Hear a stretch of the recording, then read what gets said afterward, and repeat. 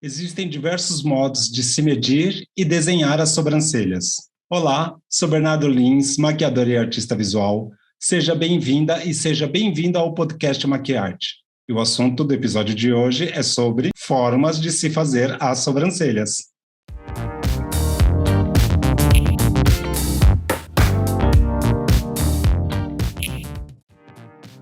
Olá, pessoal!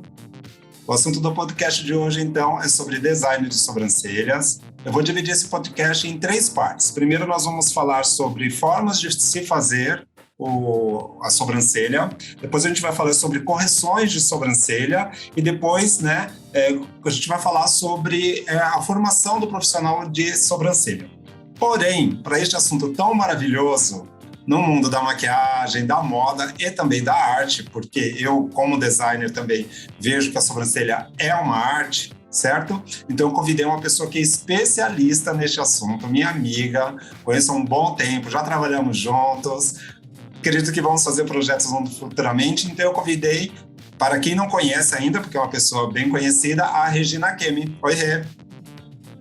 Olá, pessoal, tudo bem? Tudo bem, Bernardo? Que honra estar aqui.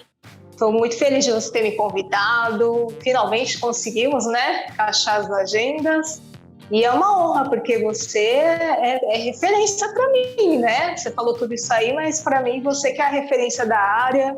E eu estou muito feliz de estar aqui. Obrigado, Rê. Obrigado. É recíproco esse carinho e essa admiração. Você sabe bem, né? Nós já fizemos cursos juntos, a gente já passeamos por aí pelo mundo da Tem beleza. História, né?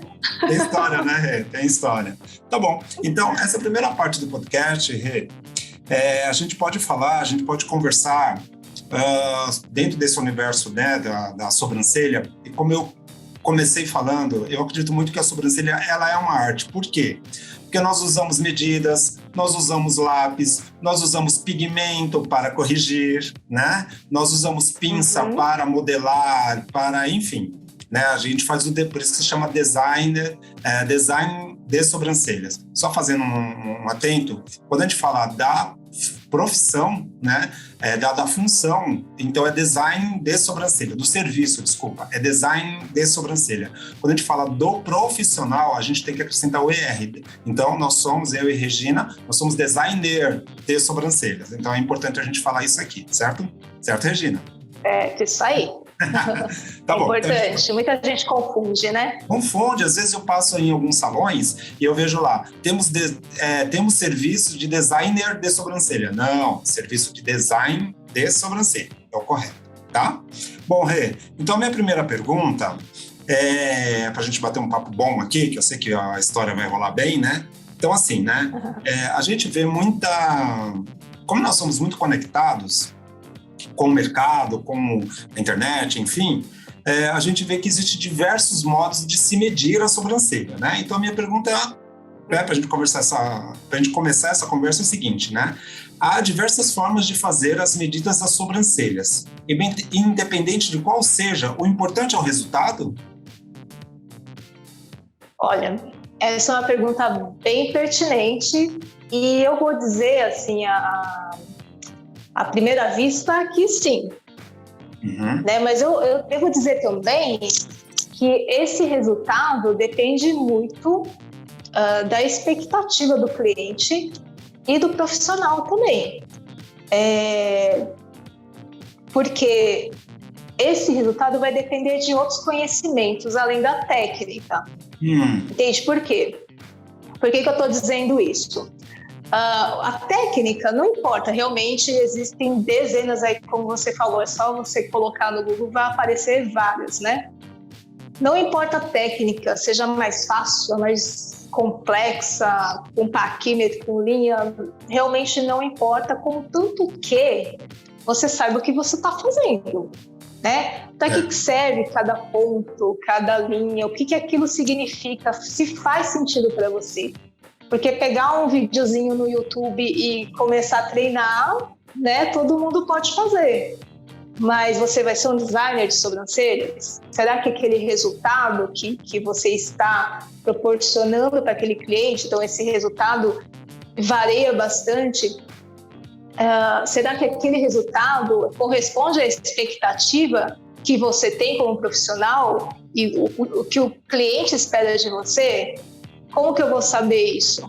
Né? Como que o cliente, muito menos, né?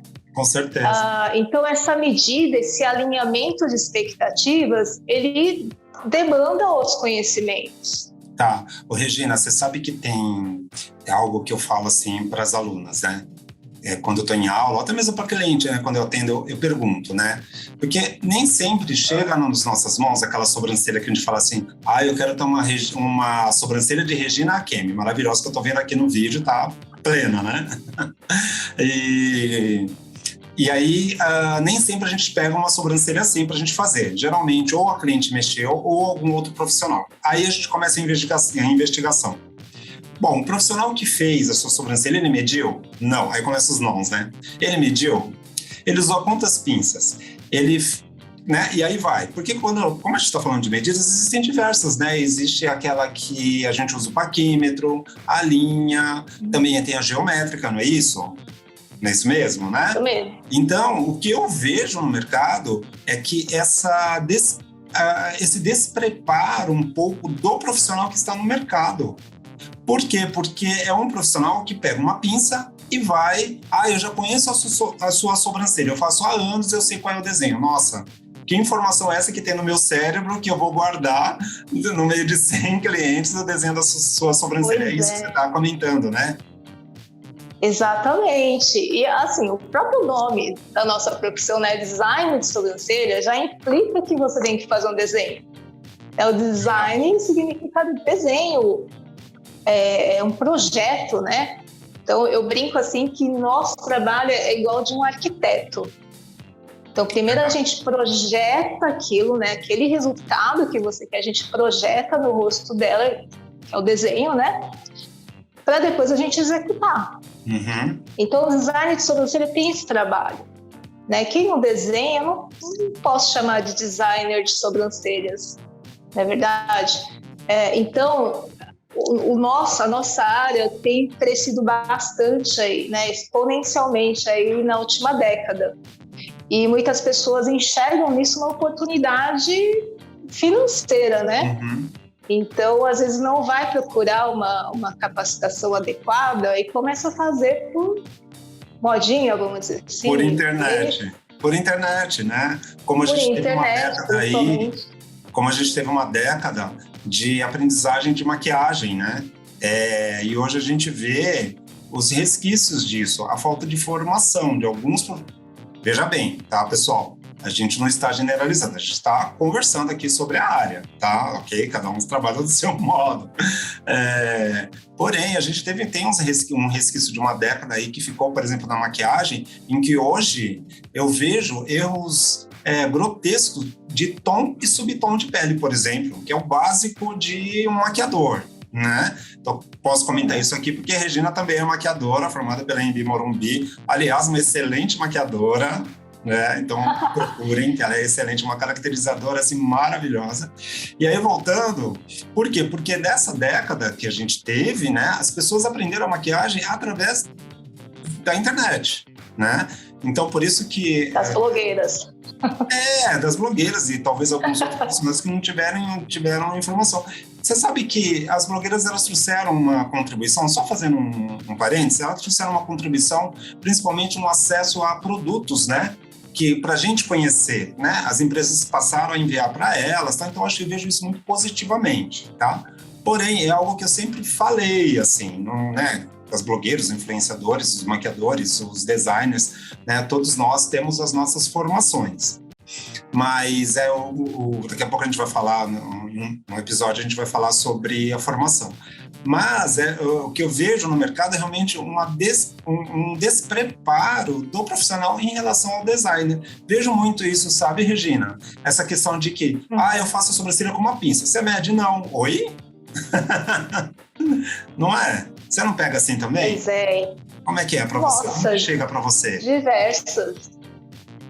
Olha, Bernardo, eu lembro quando eu comecei na profissão, eu estou há quase 16 anos trabalhando como designer de sobrancelhas, né? Uhum. E eu lembro muito bem, assim, eu nunca mais esqueci que eu fui num workshop, o primeiro workshop que eu assisti do Duda Molinos, né, que a gente chegou a fazer um curso com ele juntos. Ah, tá. E sim, ele era para mim assim... Que foi lá no Lab, né? Foi lá no espaço dele, não foi isso? Isso, mas antes disso eu vi um workshop dele, lá na Ikizaki. E ele falou assim, no meio da maquiagem que ele estava fazendo, ele falou assim, na hora de fazer a sobrancelha: quando você for fazer a sobrancelha e o profissional falar que vai fazer em 5 minutos, você sai correndo. O Duda Molinos falou isso. Eu falei, nossa, né? E eu estava começando com o design de sobrancelhas. Então, realmente, as pessoas têm uma ideia de que sobrancelha é uma coisa muito simples, né? Que é só um detalhe que você não precisa de tudo isso. Eu já ouvi muito isso. Nossa, mas precisa de tudo isso para fazer uma sobrancelha? Escuto direto. Todo esse aparato. Escuto direto isso. Escuto direto. Ai, que frescura. Não é? Para que usar a navalhete elétrica? Nossa, que frescura. Isso é muito chique. Não é chique, é necessidade, gente. É acessório. Mas a gente só vai saber, só vai entender assim, que é necessário quando alguém erra na sua cara, né? Sim. Aí faz toda a diferença. Mas assim, deixa eu só falar aqui que assim, eu não tô julgando assim, quem começa na profissão com cursinhos aí, com videozinhos no YouTube, porque a gente também é uma fonte de pesquisa, né? Não estou dizendo que não seja uma ferramenta boa de estudo. Mas o que é complicado é quando a pessoa acha que só aquilo basta. Então, eu penso faz muito assim, sentido, né? Isso que você está falando, faz muito sentido. Todo mundo tem um começo, né? No começo a gente acha que... eu também achava assim, meu Deus do céu, mas fazer sobrancelha é tão complicado assim, né? Não dava para simplificar. E depois, quando eu entendi que aquilo tudo era muito necessário, eu comecei a procurar mais, eu quero saber mais, entendeu? Então é esse sentimento que eu acho que você tem que ter em relação ao seu ofício, se aquilo realmente for a sua vocação. Você sempre vai estar, a cada dia, a cada cliente, querendo evoluir, né? Crescer naquilo ali. É verdade. Então você não pode se contentar com uma fonte, né? Você tem que sempre procurar mais para enriquecer seu trabalho, né? Sim, então... Eu gosto muito eu gosto muito de estudar filosofia oriental, né? E aí os hinduístas, eles têm uma expressão que é o Dharma. O Dharma quer dizer, você já ouviu falar, Bê? Sim, é algo que a gente já determina para a próxima existência ou para o futuro, não é isso? Não, isso acho que é o karma, né? Não, karma é o que a gente faz de registro lá atrás, causas positivas ou negativas a gente traz na nossa existência. Isso é karma. Isso é karma. Mas o Dharma não seria algo que a gente determina para o futuro? Não, o Dharma é mais ou menos assim, falando assim bem simplificadamente, o Dharma seria como você encontrar a sua vocação, né? Então aquilo que te realiza profissionalmente, juntamente com o que te torna útil ao mundo. Nossa. Então, ao mesmo tempo que você se realiza, é uma coisa individual, você também se torna útil para as pessoas. Então, você acaba impactando outras pessoas com o seu trabalho. E aí você entende que é uma sensação, né? É uma sensação de que você encontrou o seu lugar no mundo. Olha que coisa bonita, né? Que coisa linda. Não, então, quando você ama... é o seu lugar de fala, é o seu lugar de construção, de formação, de tudo, né? Exato. Então, quando você faz aquilo que você ama de verdade, você acaba impactando toda a sua... o seu redor, né? Isso é muito bonito. E as pessoas que ainda não se encontraram, né? Tem pessoas que não se encontraram. A grande diferença é verdade. Que reflete no trabalho. Eu vou pedir para você passar as suas redes sociais para as pessoas te encontrarem, por favor. Tá bom. Meu Instagram é @reginakemi.beauty. Tá? Depois você escreve aí, reginakemi.beauty. Beauty. Okay. Meu Facebook, a página do meu espaço é Regina Kame Beauty Care, Beauty and Care, tá? Que é o nome do meu espaço. Ok, tá bom. Muito bem. Muito obrigado, viu? Muito obrigado mesmo. Então agora eu vou passar os meus créditos, né? Então vocês me encontram nas redes sociais também, né? No Instagram, no Facebook, com Bernardo Lins Maquiador. Lá no meu site você encontra os conteúdos sobre maquiagem, moda e arte. Então é só acessar bernardolins.com.br.